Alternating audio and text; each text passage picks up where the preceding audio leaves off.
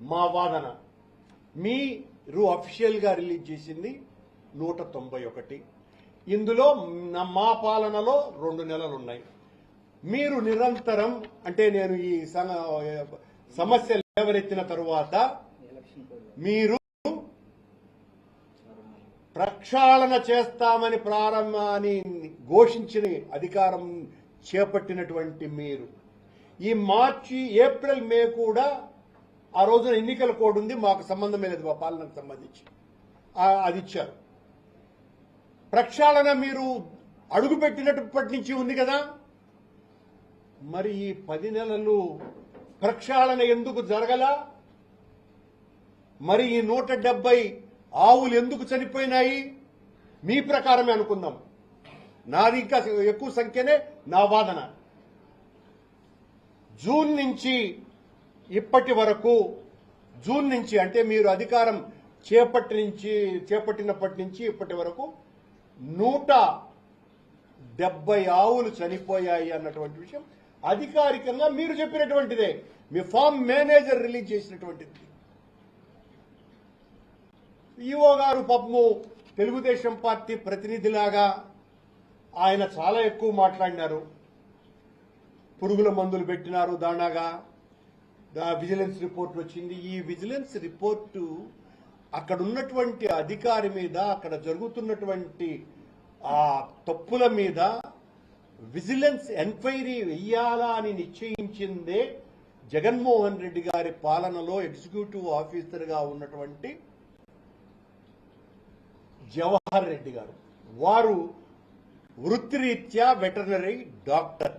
ఆయన చాలా దూరదృష్టితో గోశాలను సంస్కరించాలా అన్న ఉద్దేశంతోనే ఆ విజిలెన్స్ ఎంక్వైరీ వెయ్యటమే కాకుండా 550 గోవులను రాజస్థాన్, మధ్యప్రదేశ్, పంజాబ్ రాష్ట్రాల నుంచి సాహేవాల్, గిర్, కాంక్రీజ్ ఇలా నాణ్యమైనటువంటి ఆవులను దాతల చేత, అది కూడా TV9 అధినేత అయినటువంటి శ్రీ రామేశ్వరరావు గారు, రిలయన్స్ ప్రపంచానంతా కూడా ప్రఖ్యాతిగాంచినటువంటి పారిశ్రామికవేత్తలైన రిలయన్స్ సంస్థ, అట్లాగే మద్రాసులో చాలా ప్రముఖమైనటువంటి జే-స్క్వేర్ వాళ్ళ వ్యాపారాలు ఏంటో నాకు తెలియదు, ఆ సంస్థ, వీళ్ళు ముగ్గురు కలిసి ఈ 550 గోవులను విరాళంగా వాళ్లు కొని వెంకటేశ్వర స్వామికి విరాళంగా, అవి కూడా లారీలలో తెస్తే అంత దూరం ఆరోగ్య ప్రాబ్లమ్స్ వస్తాయని చాలా భద్రతతో రైల్వే మంత్రి గారితో మాట్లాడి అవన్నీ కూడా రైల్వే వ్యాగన్ల ద్వారా మన గోశాలకు తరలించటం జరిగింది. ఇదంతా కూడా ఆనాటి ఎగ్జిక్యూటివ్ ఆఫీసర్ జవహర్ రెడ్డి గారి నేతృత్వంలో జరిగింది. ఆయనే ఎన్డీడీబీతో మాట్లాడి పునరుత్పత్తి కేంద్రాన్ని చాలా సమర్థవంతంగా నిర్వహించాలి, అది కూడా ఈ 550 గోవుల ద్వారా మగ జంతువులు కాకుండా, అంటే ఎద్దు దూడలు కాకుండా 98% ఆవు దూడలను మాత్రమే ఆ ఆవులు కనే విధంగా ఆ పునరుత్పత్తి కేంద్రాన్ని ఎన్డీడీబీ వాళ్ల చేత 48 కోట్ల రూపాయల విరాళంతో వాళ్ల చేత ఒక ప్లాంట్ను ఏర్పాటు చేయటం జరిగింది. ఇది మాకున్న చిత్తశుద్ధి అని తెలియజేస్తున్నా. ఆనాడు ఎగ్జిక్యూటివ్ ఆఫీసర్గా ఉన్నటువంటి జవహర్ రెడ్డి గారు ఉన్నప్పుడు ఆయన వెటర్నరీ డాక్టర్ కాబట్టి ఇలా చేస్తే బాగుంటుందినని బోర్డు మెంబర్లమైనటువంటి మమ్మల్ని అందరినీ కూడా ఒప్పించి చేసినటువంటి నిర్ణయం. అలాగే స్వామివారికి ఇప్పుడున్నటువంటి వెన్న, నెయ్యి సాంకేతిక పరమైనటువంటి అభివృద్ధితో తీసినటువంటి నెయ్యే తప్ప సాంప్రదాయ పద్ధతుల్లో తీసినటువంటిది కాదనని బైలోనా మెథడ్ ద్వారా, అంటే కవ్వం ద్వారా పాలను కాచి చిలికి వెన్నను తీసి దాన్ని చిలకటం ద్వారా, ఆ మజ్జిగను చిలకటం ద్వారా నాణ్యమైనటువంటి దేశవాళీ నెయ్యిని ఉత్పత్తి చేసి రోజుకు 100 కేజీల నెయ్యి స్వామివారి అన్న ప్రసాదాలకి ధూపదీప నైవేద్యాలకు వాడాలని ఒక గొప్ప నిర్ణయం దాదాపు 5 కోట్ల రూపాయలతో ఆ బైలోనా మెథడ్ దీనికి సంబంధించి మేము ప్లాంట్ను ఏర్పాటు చేయటం జరిగింది. అది పూర్తి కాకుండానే ఇప్పటికి 10 నెలలైంది. దాదాపు 95% పైగా పూర్తయినటువంటి ఈ రెండూ కూడా వీళ్ళొచ్చి ప్రక్షాళన ప్రారంభించినామని అందులోనే ఈవో గారు చెప్పారు, మేము వచ్చిన తర్వాత గోశాలలో సమూలమైనటువంటి మార్పులు చేశాము అని.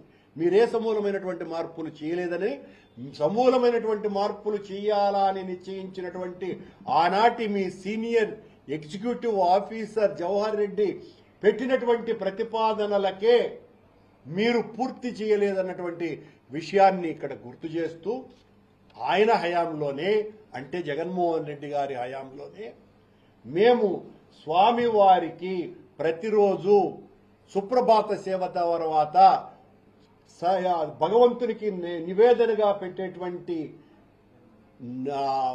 వెన్నని నవనీత సేవ అన్నటువంటి పేరుతో కొండ మీద నాణ్యమైనటువంటి సాహివాల్ గోవులను 8 ఎకరాల విస్తీర్ణం చేసి గోశాలను కొండ మీద విస్తీర్ణంలో ఈ సాహివాల్ గోవులతో తయారు చేసి అతో వచ్చినటువంటి పాలను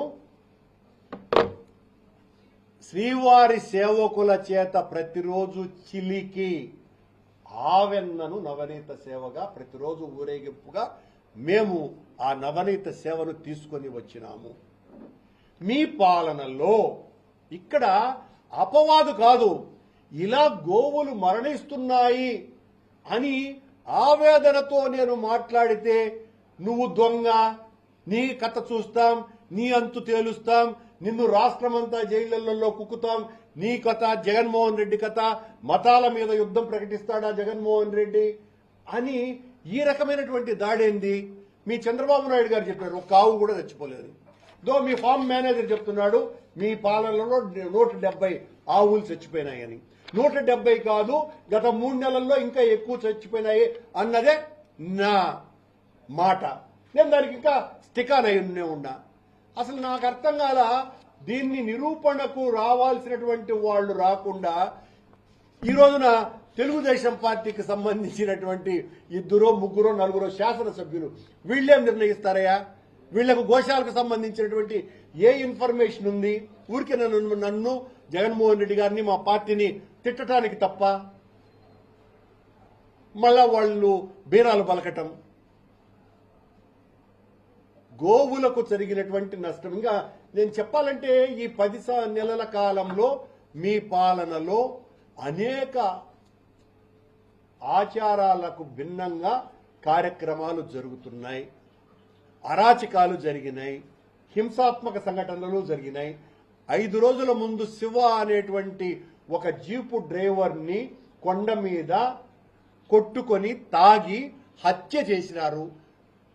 దాదాపు ఈ 70 సంవత్సరాల తర్వాత జరిగినటువంటి హత్య మీ కాలంలో జరిగింది. దీనికి సమాధానం చెప్పాలి కదా మీరు. చెప్పులు వేసుకొని వైకుంఠం క్యూ కాంప్లెక్స్ నుంచి మహాద్వారం వరకు వచ్చినారు, బిర్యానీలు తిన్నారు, తాగి కొట్టుకుంటున్నారు, బెల్ట్ షాపు దొరికింది కొండ మీద. ఇక ఏ అపచారం జరగలా మీ దగ్గర?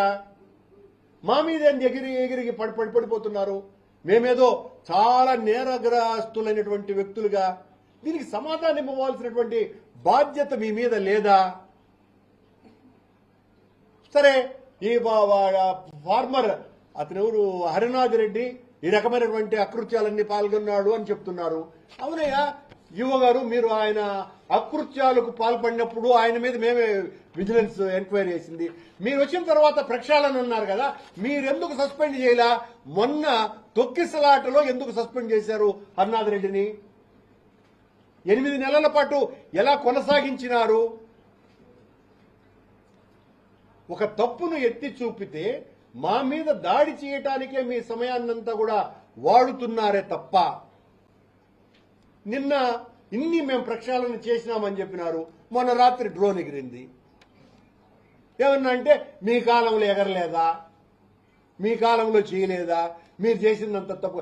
అవునయ్యా, మా కాలంలో కూడా మీరు చర్చి కట్టినారు అని చెప్పినారు.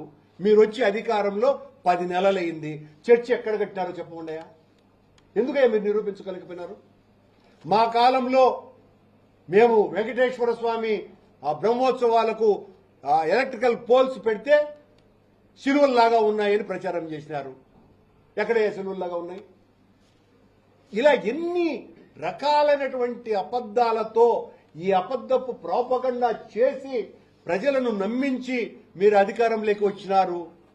మేము ఈ రోజున మీరు చేస్తున్నటువంటి జరుగుతున్నటువంటి యథార్థ ఘటనల్ని వెలికి తీసి చూపిస్తే మేము రాజకీయం చేసిన వాళ్ళమా? మేము ఎక్కడ రాజకీయం చేశాం? మేము జరుగుతున్నటువంటి సంఘటనలను మాత్రమే చెప్తున్నాం. మీ మీదేమన్నా వ్యక్తిగతంగా మాట్లాడుతున్నామా?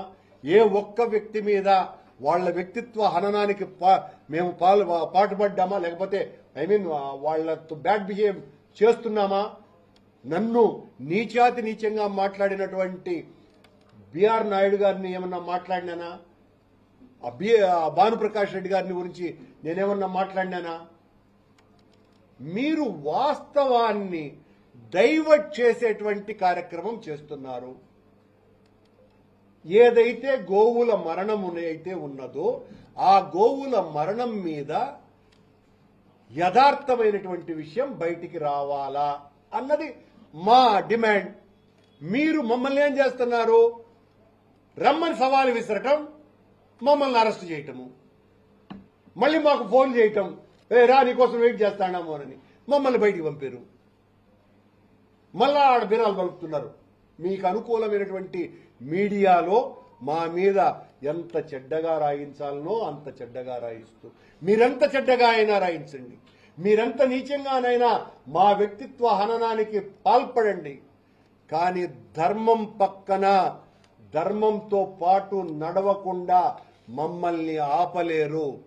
జైళ్లు నోళ్లు తెరిచినా ఆనందంగా దైవం కోసమని జైలు శిక్ష అనుభవిస్తాం, ప్రాణాలైనా